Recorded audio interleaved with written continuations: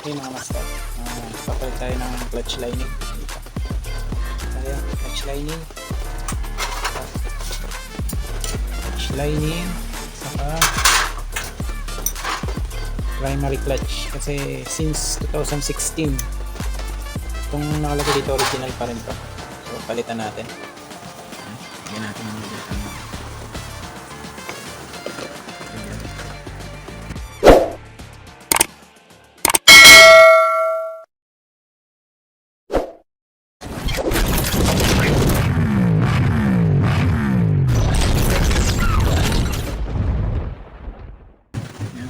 Kita na ba? Gamit tayo ng T-wrench ito. Bago natin buksan pala, hintayin muna natin lens. Gamit ng 17mm dito. Hintayin natin ito.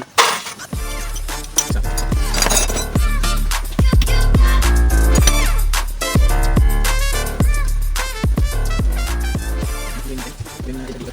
Tapos buksan natin itong sandin natin. Madaling bumaba yan ang lens. Tabirin natin ito. Tabirin muna natin yan. Tapos pag nag-drain yan, buksan na natin yung mga bolts. Yan. Buksan natin yung mga bolts. Yan natin.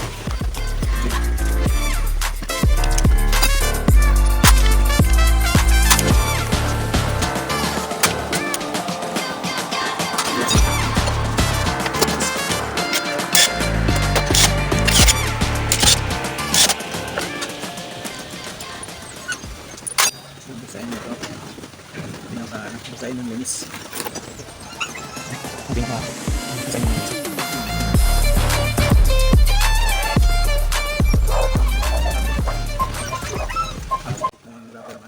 Tapos gamit ka ng rubber mallet. Tapos pukpukin lang dyan palibot para hindi gaano dumikit yung mga gasket yan. Unti-unti na mabubuksan niya. Tapos silipin.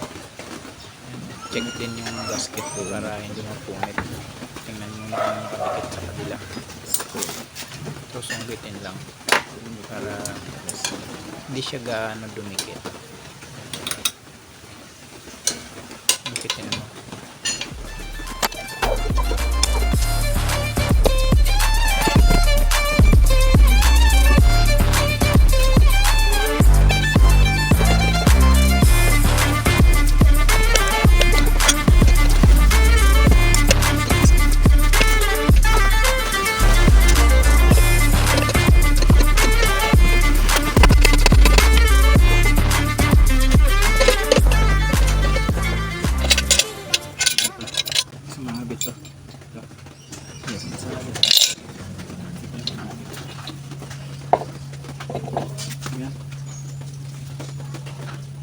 Linis pa yung loob ng makina natin.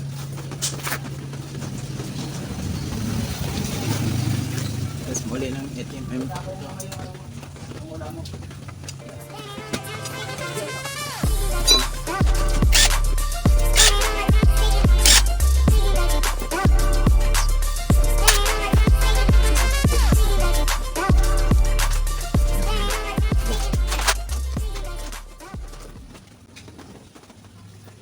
Ito, kampitin din yung pinaka lock. Yan, may lock siya. Yan, parang ano, lock.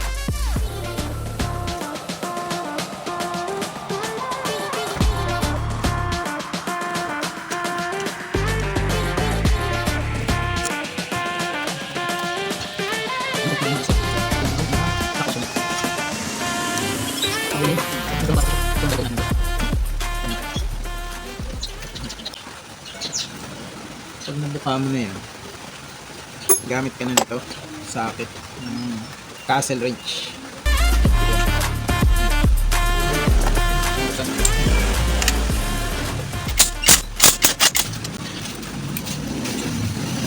Pag wala ka nito, sinsil ko talaga, pupukpukin mo.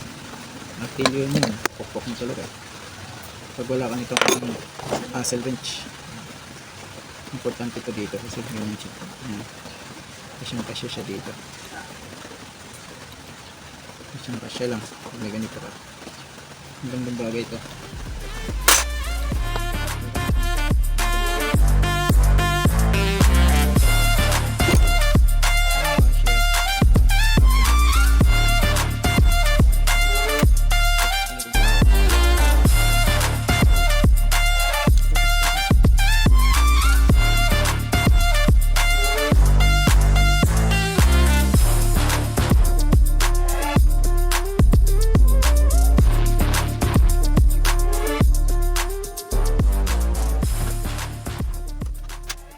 Turn yan. Ito naman bangka, pinaka oil separator plate nya, tanggalin mo yung dalawang bolt nya saka doon.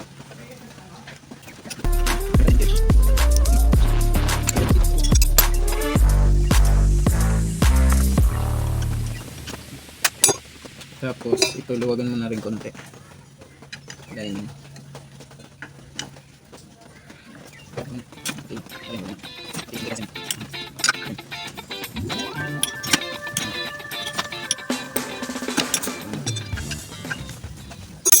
Tapos ito tatanggal nito. Yan, tanggalin yung bearing. Tapos meron dyan sa loob, kita mo, meron din siyang yan o, ito rin gagamitin mo. Yan, ito rin gagamitin, babalik ta rin lang, ano, balik ta rin, yan, balik ta rin kasi ito naman siya, kaya gagamitin, castle wrench pa rin, impact lang, mas madali matanggal. Pag wala talaga ito pa talaga pag wala. Itong gagamitin para saktong-sakto. Hindi masisira yung lock.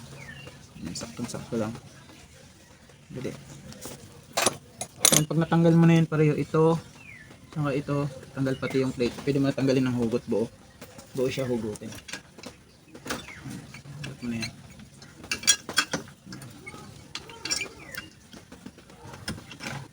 Buo siya mahugot yan.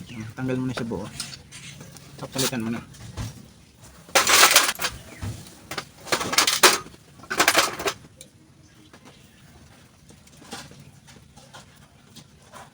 Hindi mo dalag na yung ano natin. May cleaner. Pero pwede pa ito.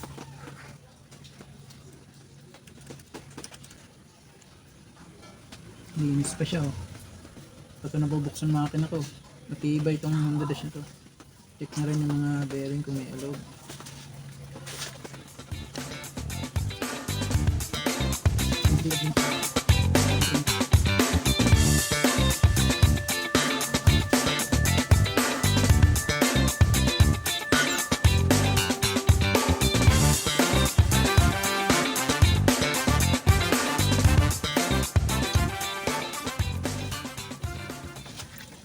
Yan, patuloyin nyo lang yung extra na oil. Para masagad. Nalamis pa kasing tira-tira yan.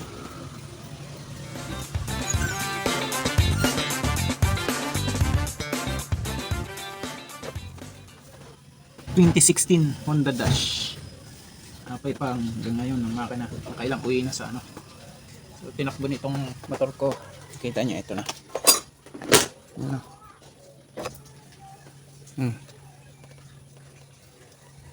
Mileage 97,000 na.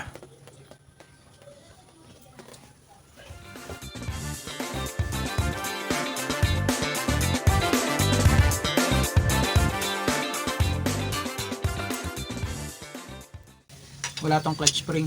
Pinaka spring nito, itong parang plate niya. Ito yung pinaka.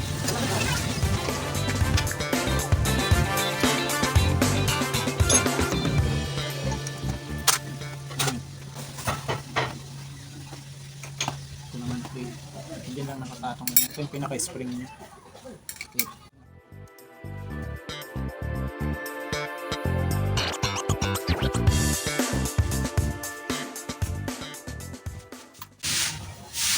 Pag-iwalay mo na. Yan.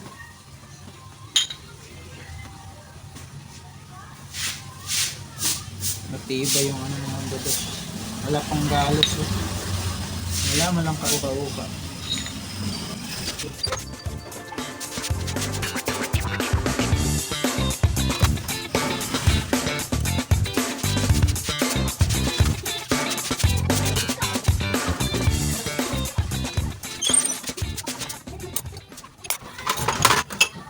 So, ang lining niya, tatlo lang.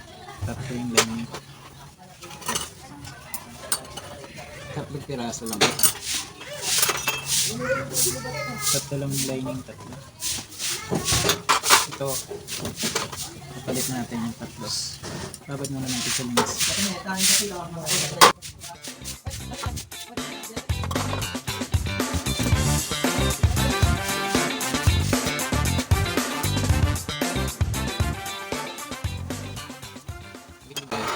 Ito na lang.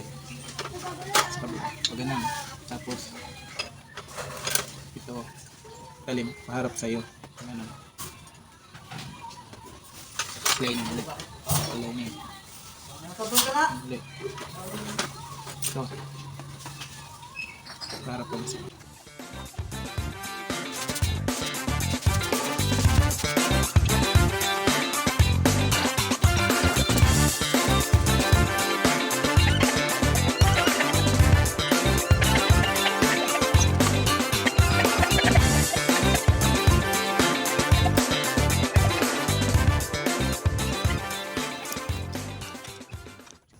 Nagigit ka pag ganun cross siya.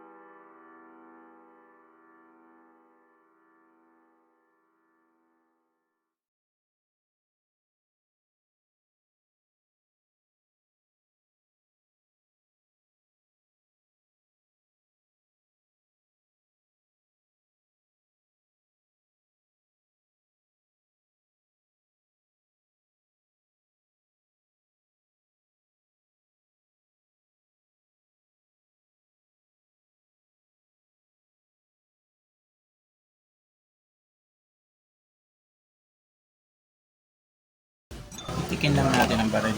Ay makailangan ko pang alas. Tikin. Ano nga? Amisin din natin.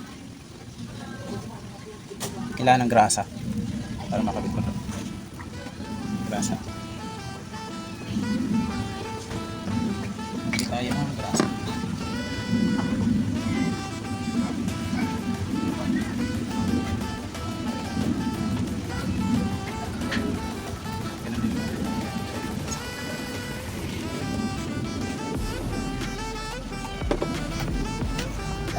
Ito naman, meron niyang tuldok.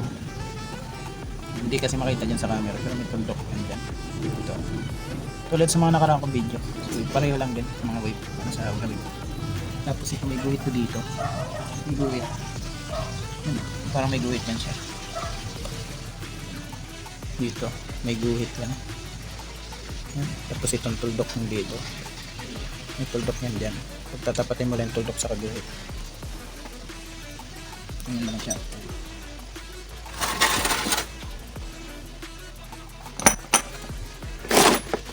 Ganyan lang. Ayan, ganyan. Tapos ito, ito. Tulak lang. Ayan, ganyan lang yan. Kaya hindi siya mahuhulog. May grasa. Tapos ito, pinisin mo na.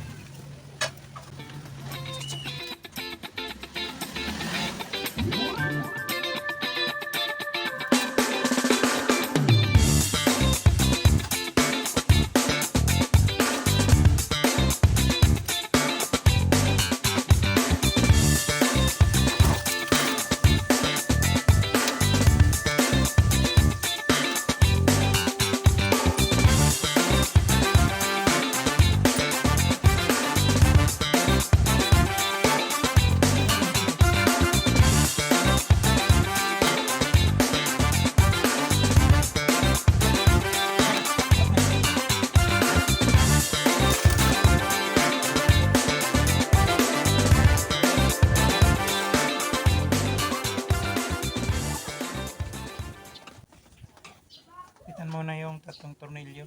Ganun, ganun. Tapos ilalim. Tapos check muna dun yung cambio. Okay.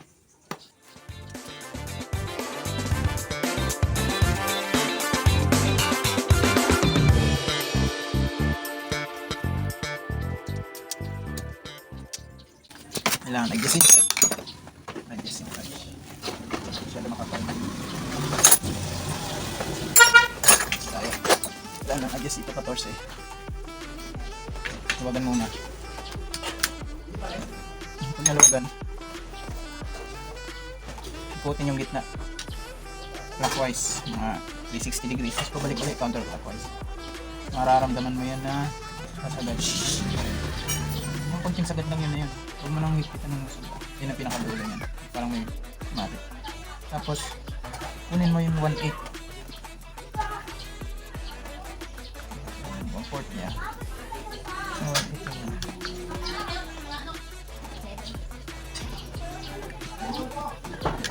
Sigpitan mo na.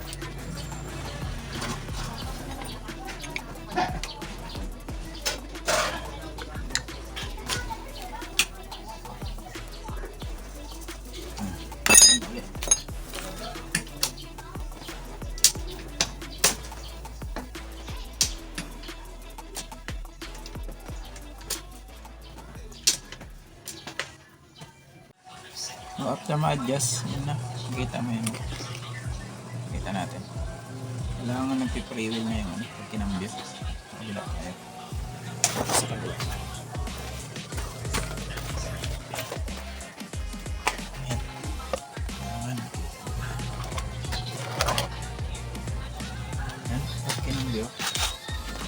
Nangyari. Dapat pag inikat mo nakadiin. Pag dinain ito, dapat umiikot pa rin. Ipiprewill siya. Pag mayroon siyang parang hakdat, saka siya pag dinain mo, pag dinidiin siya, yan, hindi kumakapit yung lining. Pag binitawan mo, kapit siya. Bigas ikutin. Pero pag dinain mo, iikot. Dapat ganun. So ibig sabihin natin sa pagkalis, ipitan na yung mga bolts. Ipitan na natin mga bolts. Balik na natin dyan. Lahat ng bolts, ipitan na natin. Kanina, ano lang, inipitan natin yan. Tatlo lang. Ipitan na natin lahat. Lagyan na natin langis. Okay na yan.